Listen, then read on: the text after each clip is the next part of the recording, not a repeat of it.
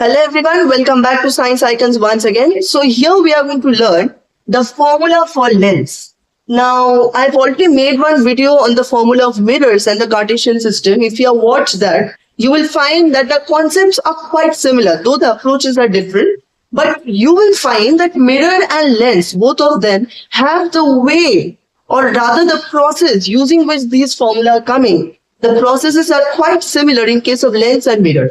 But here they both are having huge differences, as well as the approach for both the things are different. The concepts are different. Okay.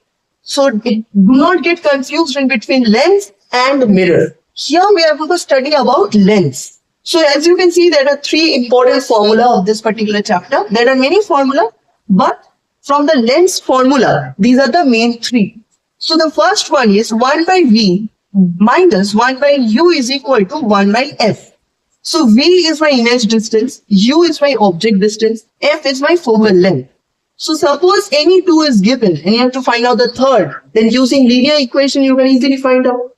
Then comes the second formula, that is linear magnification. This is fully same with the formula of mirror, but still do not get confused since we are studying for lens. So it's image height by object height, that we can also represent as I by O, which is also equal to V by U. So image height by object height will give you magnification, abbreviated as M, as well as image distance by object distance will also give you the linear magnification.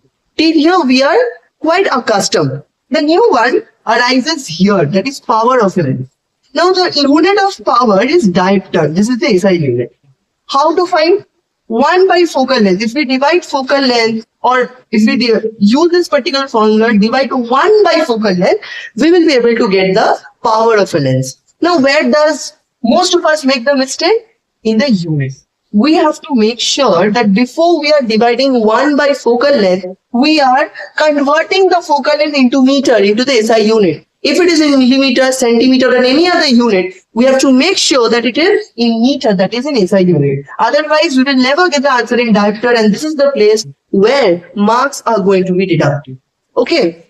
So even if your object distance and image distances are given in centimeter, we will find out focal length in centimeter, then convert it into meter, and then we will be applying this formula in order to find out the power of lens.